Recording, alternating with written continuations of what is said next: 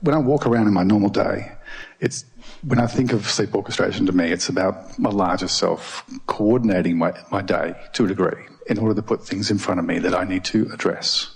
And it will keep doing that over and over and over again. The universe will put things in front of you? Yeah. Yeah. I do. And if I don't deal with them, then they come up again and again and again.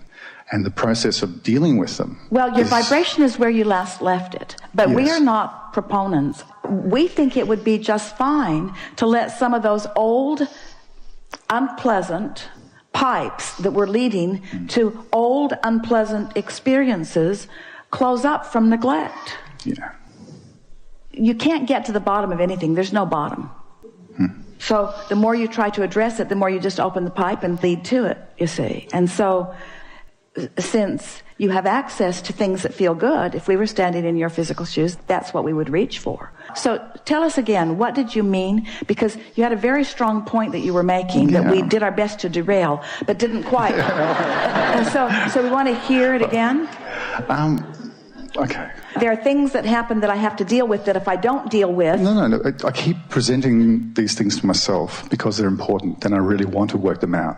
And then sometimes I avoid them and sometimes I'm ready for it and I just go, all right. And then they just dissolve and I move forward and I have a really good experience. Right. So what kinds of things do you mean, for example? Relationships with people, mainly. It's the way when things come up in a relationship, if it feels negative, that I see it as a positive thing that I've literally created rather than something that someone's forced upon me. So I basically take ownership of my life because I believe that I literally am creating. Well, we don't disagree with anything that you're saying. We're just only wanting to insert the getting on the high-flying disc before you engage, because what we notice is that once you are consistently doing that, and once that's what matters most to you, and once you are willing to not visit with that friend because it commonly doesn't make you feel very good, or you take a different route to work because that one is congested. In other words, you're literally doing the things that make you feel the best. You are setting yourself up for success, and the only success that we were asking you to reach for is that emotional success of finding the high-flying disc. So you've just given it your attention for a while until you're accomplishing it on a really steady basis, and what you begin to notice is that those issues resolve themselves because who you are and what you want is so known by the source within you that when you find steady resonance with all of that, so that you are blended with that non-physical mind, then the inspiration, the things that occur to you, the timing of your conversations, the timing of your phone calls, the timing of your entry into everything is just inspired from that broader perspective. You see, we haven't talked about this as clearly today, and let's take a moment and do it. The process of deliberate creation, of any creation, but we want to talk about deliberate creation.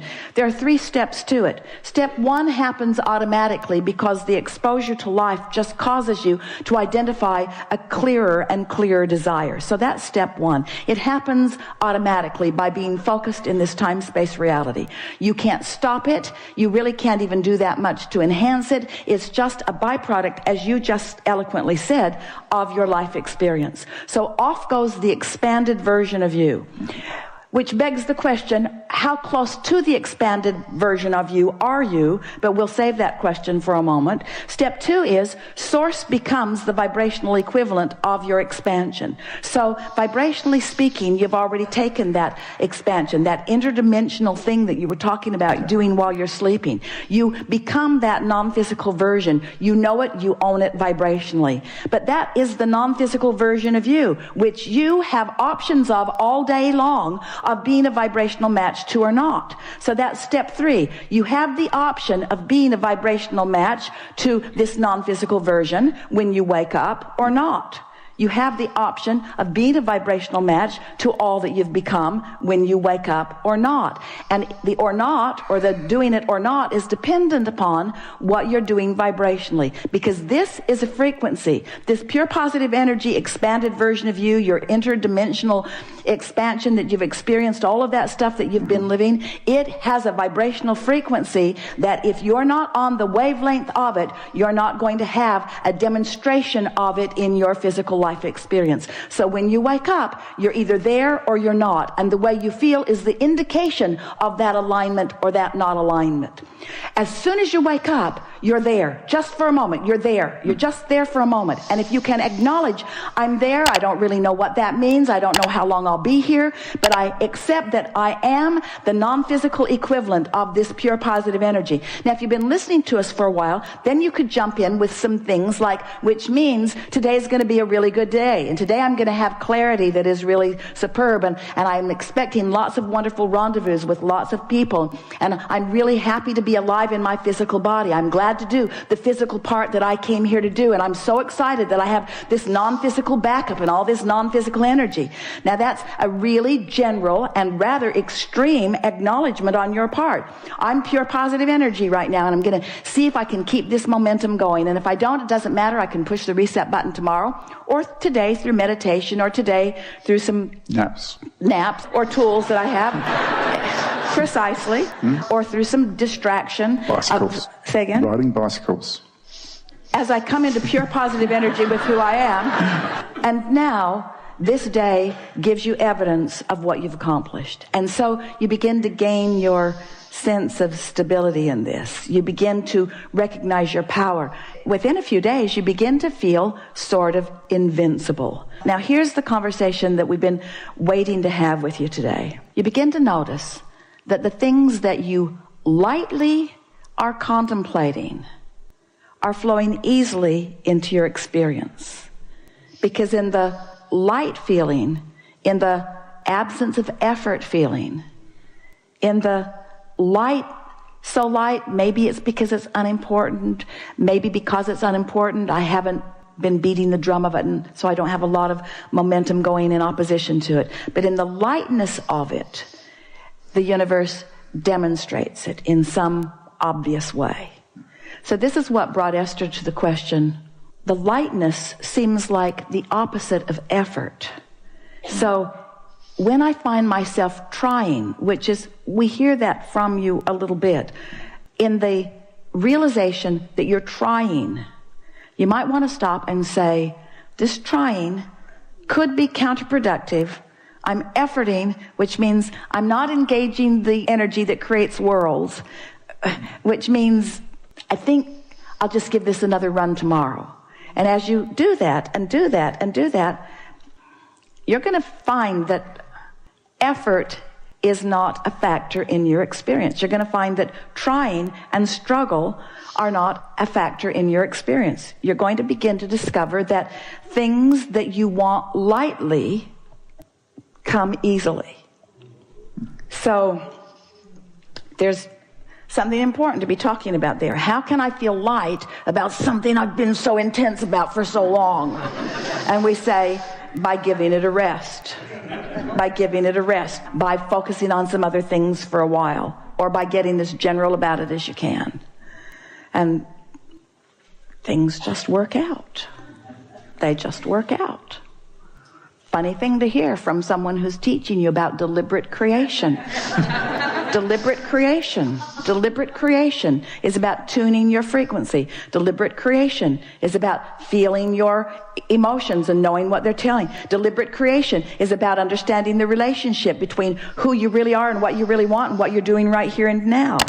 Deliberate creation is about chilling out so that there's no resistance and then focusing. It's about tending to the frequency first and then applying the thought. Oh, all right now. Abraham, you said that I think and then I feel. So are you actually taking thought back to the element of frequency? Yep. Can you find a frequency without a thought? Can you feel the frequency of love?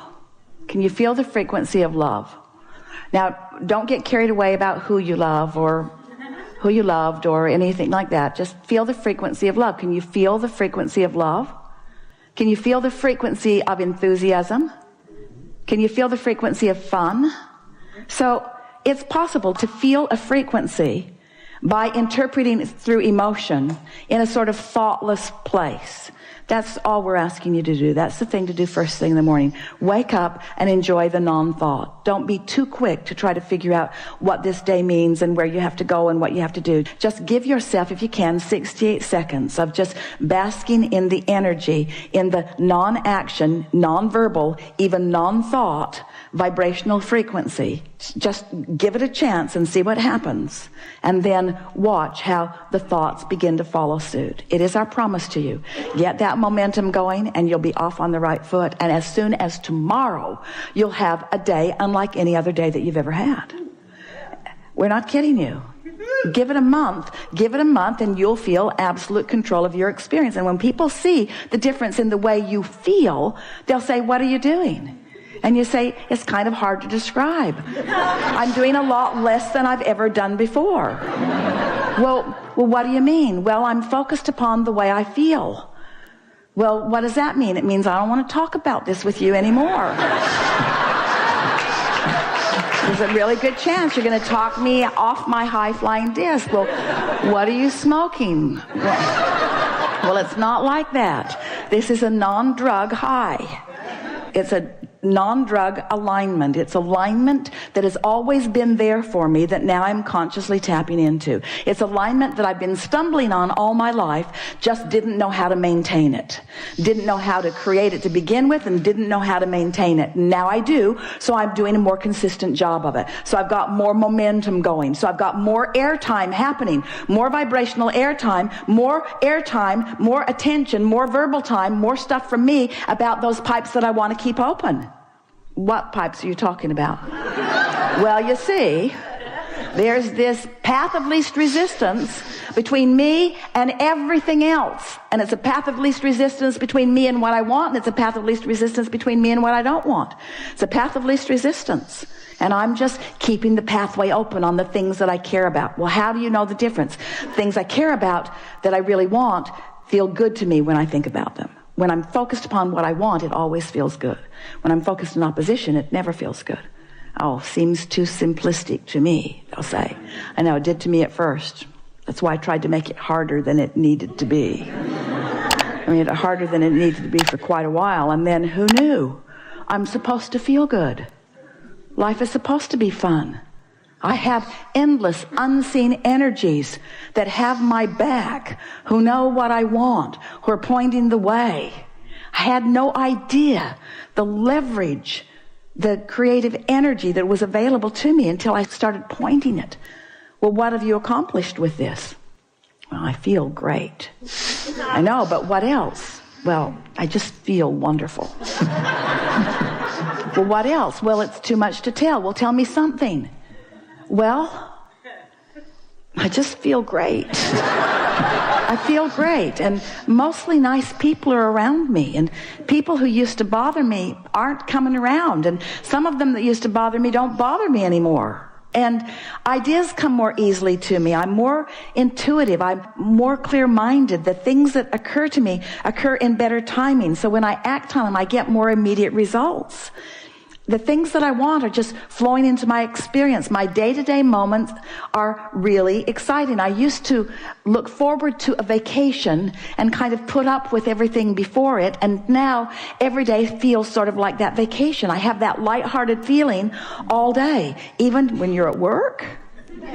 Yeah, especially when I'm at work, because I feel purposeful there and I feel momentum there. And there's this give and take thing that happens with me at work where we're all winning as a result of our co-creating together. It's some of the best time that I spend is when I'm at work.